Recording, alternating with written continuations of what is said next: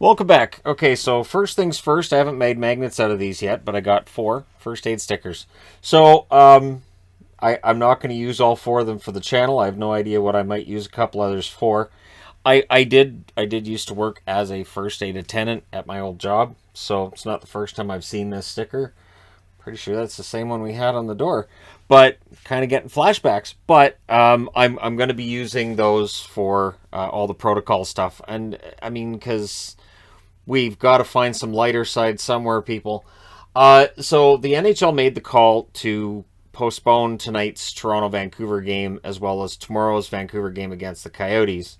Toronto will not play against Vancouver, nor will they cross the border to go to Seattle tomorrow, which, considering players going on the positive list and all that, it's for the best anyways. Now it's a matter of trying to figure out to make sure that players are able to get home for the holidays, right? So that's part and parcel of what we're seeing here, on top of just the numbers being up, right? So Jim Rutherford saying the Canucks didn't ask for a shutdown, that the NHL said we're going to put this game off. So the Canucks are not actually shut down, and neither are the Leafs. The Leafs don't play again until I believe it's Thursday. So it's not a shutdown, but it kind of sort of is, right? So the Canucks don't play today or tomorrow, which is too bad, right? But I mean, it's again, I think erring on the side of caution is for the best. The Boston Bruins, who are shut down, they did add a couple of players today. Taylor Hall, Curtis Lazar added to the protocol list. So the Bruins would have been, is that 9 players now? Yeah, they wouldn't have had a roster that was really much like an NHL roster, right? Shesterkin's been activated for the New York Rangers. So Kincaid's been sent down to the AHL, and Patrick Nemeth is now on the protocol list as well. And again, I expect these lists to just go through the roof over the next week or so. And because the NHL enhanced protocols won't start having an effect on day one, it's going to take a bit because we're already seeing a lot of teams getting hit, right? Malkin, he is taking part in practice with limited contact now for the Penguins. So he's at that next stage. The final stage would be full contact, full participant in practice. That's coming. And then Malkin returns for the Penguins. So, yeah, looking forward to that. We haven't seen Malkin play yet this year. I think he's one of the Penguins' best players. I think that kind of goes without saying. It'd be nice to see him come back. And I'm going to close it out this way, too, because I know it all sounds familiar, but this isn't going to be the same as March 2020. This is just going to be a quick out and back kind of thing. I mean, what we saw in March of 2020 was everything kind of being shut down until they figured things out, and then they came back and played in the bubble and all that. I don't think that's in the offing either. I think it's just a case of the enhanced protocols.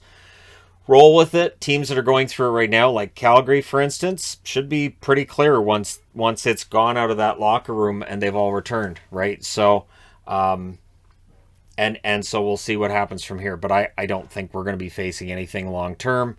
I've said in recent days, it may not end up being an 82 game schedule. We may end up with a not 82 game schedule. And if it's unbalanced, well, it wasn't balanced in 2019, 2020 either. When they shut it down for the pause, and then they came back in August and just went, okay, so the regular season's over, and that was that. But yeah, so I don't anticipate this being the same and it being any kind of long term. So I'm gonna try to have some fun with it. I'm already thinking about starting up some off-season type content as of tomorrow, because I think that's where we are right now, and I know the off season was a lot shorter than normal, so yeah, I can come up with some list stuff and stuff I can do over the next few days. Maybe I can rate the top players in the league, because sure, why not? That always makes the internet happy. I don't think I'll be doing that, but I'll have some fun with it. So yeah, look for that over the coming days, and a shorter review than normal, and a power rankings tonight. I'm going to do the power rankings a little differently. I'm thinking I'm probably not going to use the puck display. I'm probably going to use a more traditional power rankings board than the puck display for tonight. And then next week is Christmas, and we're going to do something different for the power rankings for Christmas next week anyways. So, and for the power rankings in general, I'm considering doing it completely different tonight. Not actually basing it on that board right there at all. and doing it in a different fashion. And I had an idea come to me today where I was like, that's an interesting one. I could do that. So we'll see. We'll see what happens. But, again, we'll get through it. We got through it last year. We'll get through it again this year. I'm not overly concerned. Let me know your thoughts in the comment section below as always. Don't forget to hit like and subscribe if you're browsing your way through. You just happened upon this video. Thank you guys so much for watching, for all your support. I will talk to you again soon.